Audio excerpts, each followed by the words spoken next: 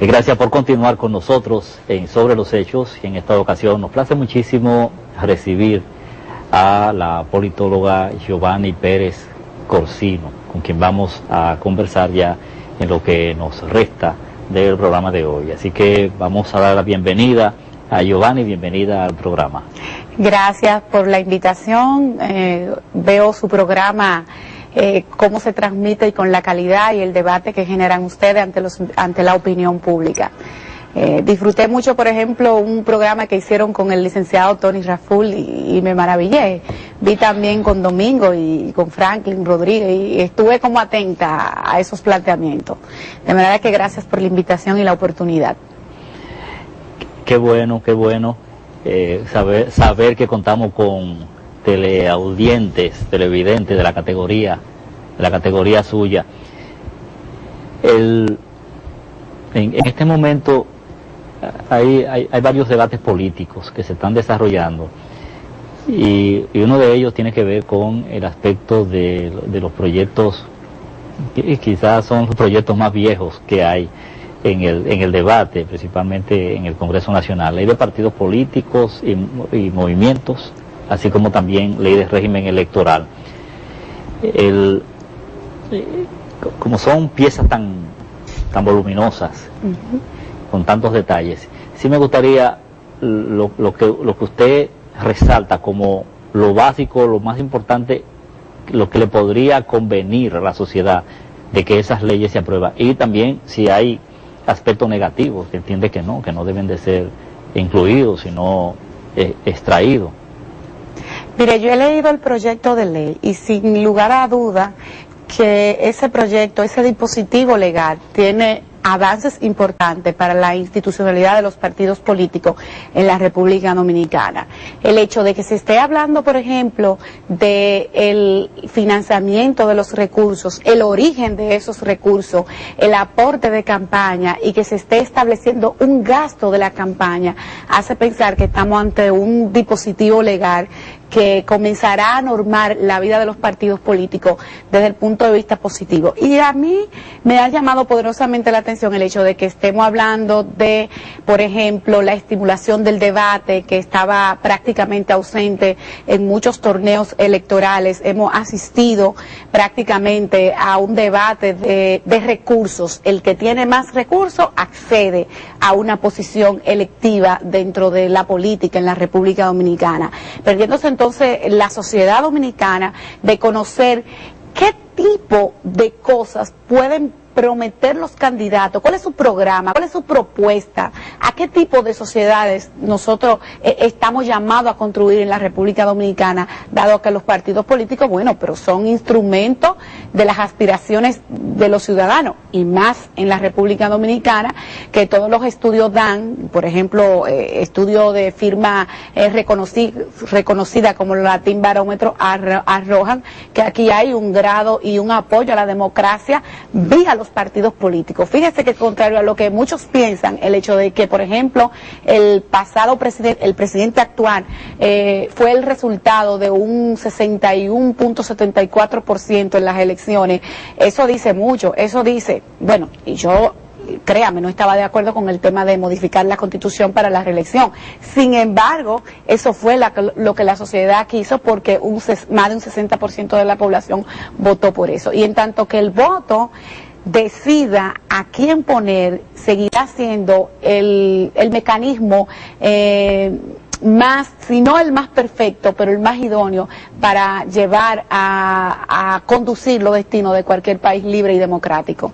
Pero volviendo al tema de la ley de partidos políticos, a mí me gusta, por ejemplo, el hecho de saber que habrá regulación en la propaganda, en los medios, el acceso a los medios de comunicación.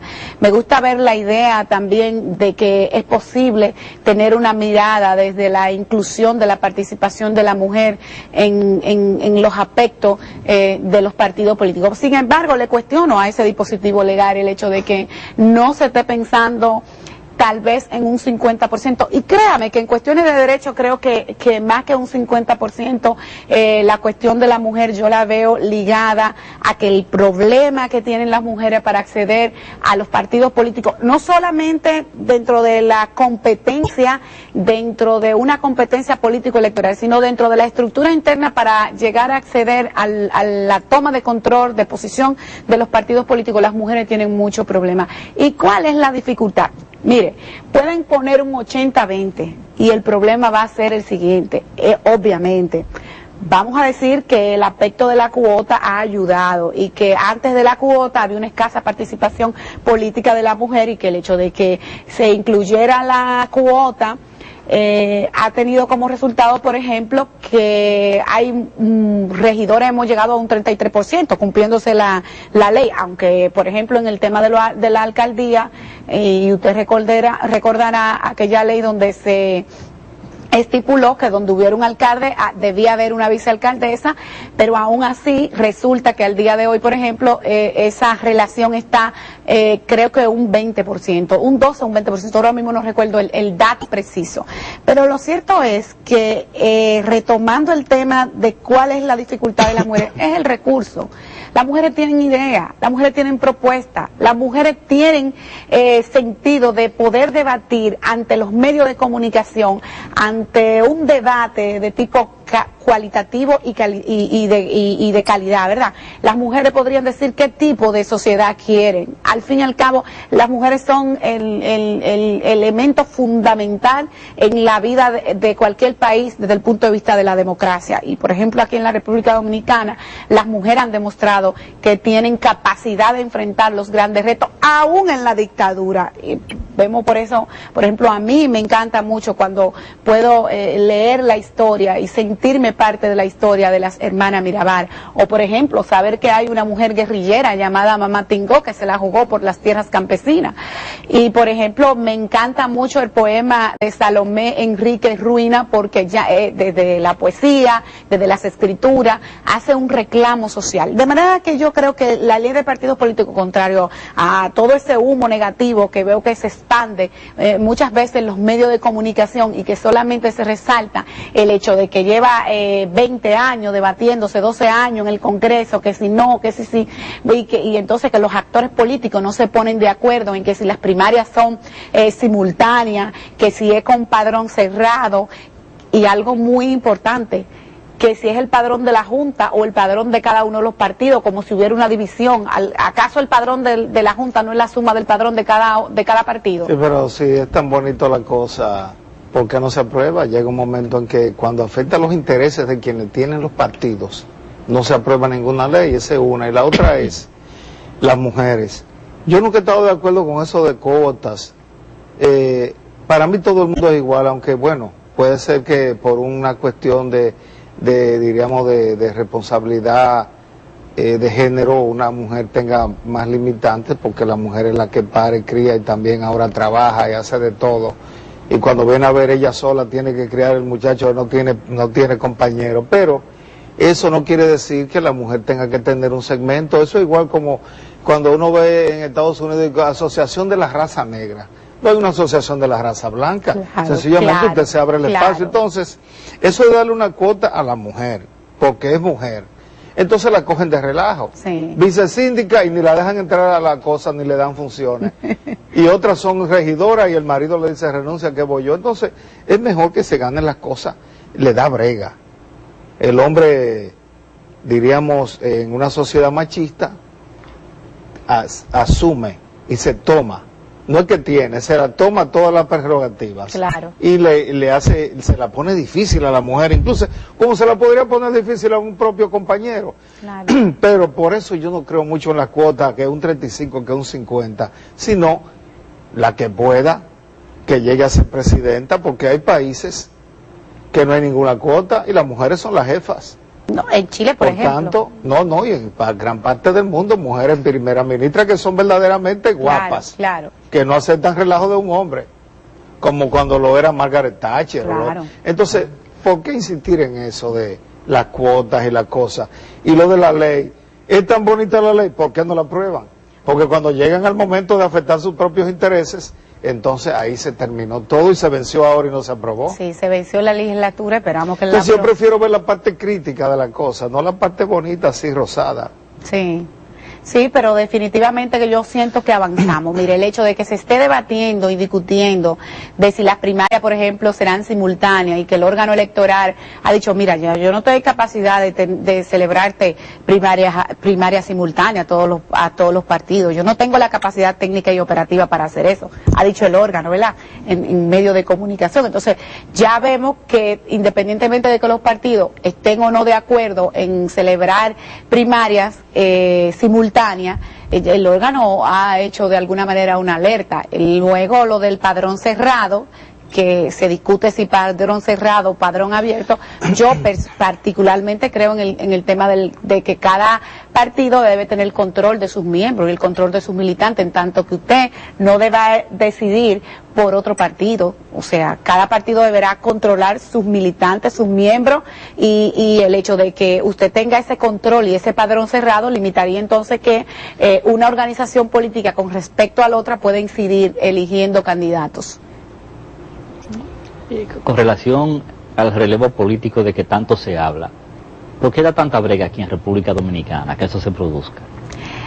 Mire, aquí definitivamente que es cierto, aquí hay una costumbre de que hay líderes que están en el escenario, pero la responsabilidad yo no pienso que sea incluso de ellos mismos, porque yo no creo que a Peña Gómez le haya sido fácil irrumpir en el escenario político dominicano.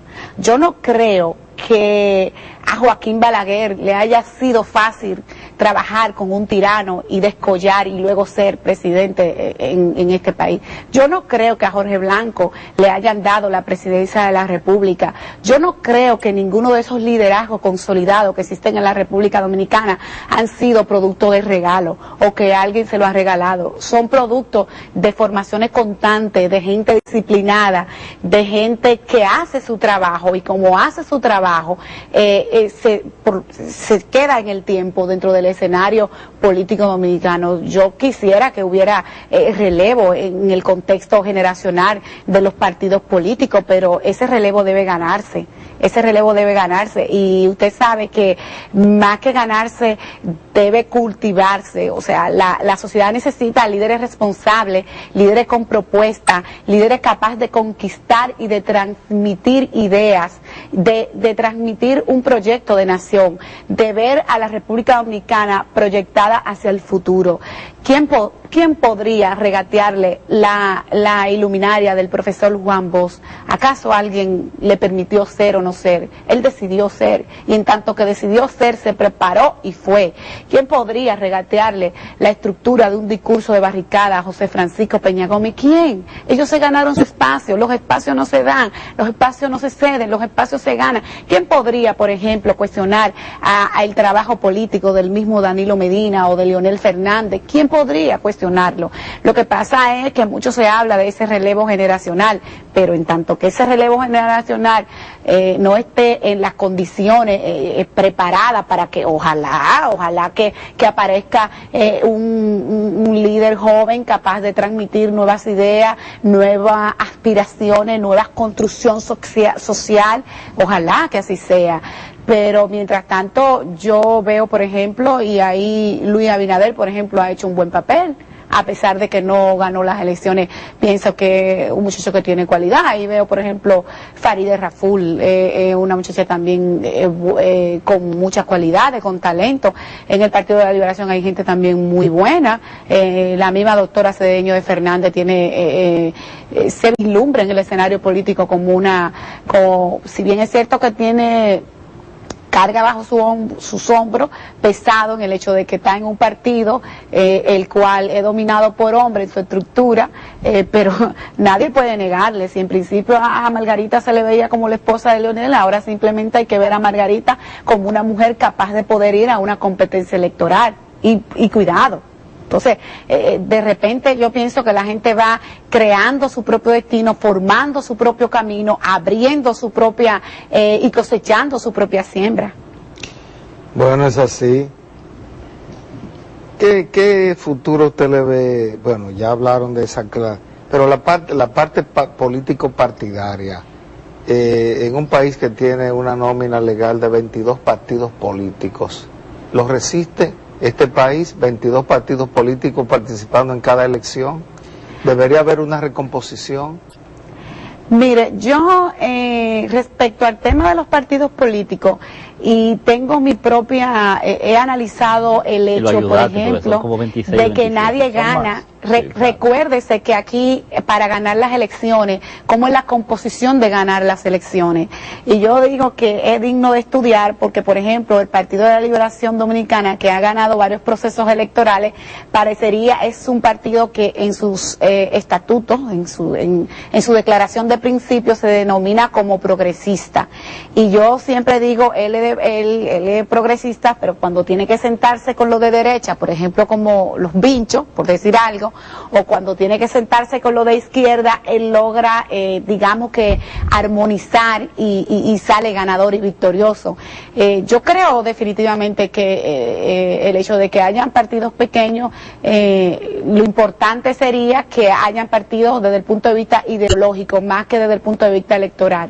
Y yo sé que ya al ciudadano común, tal vez el hecho de poder hablarle de izquierda o de derecha no le hace mucho sentido, que más bien el ciudadano quiere la satisfacción desde el punto de vista de la cuestión democrática, y que esa cuestión democrática, por supuesto, que implica crecimiento económico, que por supuesto implica que haya menos desigualdad, que en tanto haya mayor equilibrio y menos brecha en el ciudadano, sentirá más satisfacción por su tema democrático. Por ejemplo, en la República Dominicana, sin embargo, hemos tenido la situación de que los grandes partidos son los que hacen las grandes actuaciones en términos de política partidaria, y vemos, por ejemplo, que el PRM es un resultado del desprendimiento del Partido Revolucionario Dominicano. Hemos visto como en diferentes etapas de la vida histórica. ¿Qué existe aquí? ¿Unipartidismo o bipartidismo? ¿Qué existe aquí realmente? Multipartidismo, bipartidismo podría decirse, bueno, pero... Pero nada más gana uno solo. Bueno, pero eso no es unipartidismo, porque el unipartidismo, y vamos a ir a corregir un poco, primero la palabra unipartidismo es clara, un solo partido. Y ese solo partido se da en un sistema autoritario, donde solamente los votantes tienen la capacidad de elegir ese único partido. En la República Dominicana no ocurre eso. En la República Dominicana hay un Partido Revolucionario Moderno que de paso hizo un gran papel porque sacó una organización nueva entre comillas, porque era el resultado del desprendimiento de un partido viejo, pero aquí no se puede hablar de unipartidismo, el hecho de que el pueblo volque sus aspiraciones sobre el Partido de la Liberación Dominicana y que en varios procesos ese partido haya ganado las elecciones, no implica que ha sido unipartidismo, porque si fuera así, ese 62%, ese 61.74% que sacó Danilo Medina no se habría dado. Entonces, Danilo Medina ganó con toda la legitimidad, y Leonel Fernández, las veces que ha ganado de manera cómoda y de manera democrática. O sea, que en la República Dominicana la democracia está consolidada desde el punto de vista de la competencia electoral, si lo vamos a definir como lo define Giovanni Sartori en uno de sus libros, apelando que para definir el concepto democrático uno de los elementos fundamentales será la competencia electoral. Entonces yo pienso que ahí la República Dominicana se da el gobierno que la República Dominicana entiende, porque a pesar de que la gente habla de que si la compradera, de que si el financiamiento, de que si los recursos, usted sabe que usted puede comprar un día o una persona, un tiempo a muchas personas, pero todo el tiempo no podría comprar al pueblo entero. Entonces, por tanto, descartemos esa parte ahí, y yo pienso que la República Dominicana, y ahí lo puede usted leer en el informe de Latin Barómetro, que es tienen 21 años midiendo, ¿verdad?, el aspecto democrático en la región, en América Latina, y en el caso de la República Dominicana, la verdad es que sigue teniendo el apoyo democrático. Siguen los ciudadanos pensando que los partidos políticos son el instrumento perfecto para acceder al poder. Giovanni, se nos terminó el tiempo. Sin embargo, quisiera que brevemente, así, quizás en un minuto, ¿tenemos todavía partidos de Liberación Nacional y partidos conservadores en República Dominicana? Mire, la verdad es que ahí yo siento que los partidos deben volver al tema ideológico.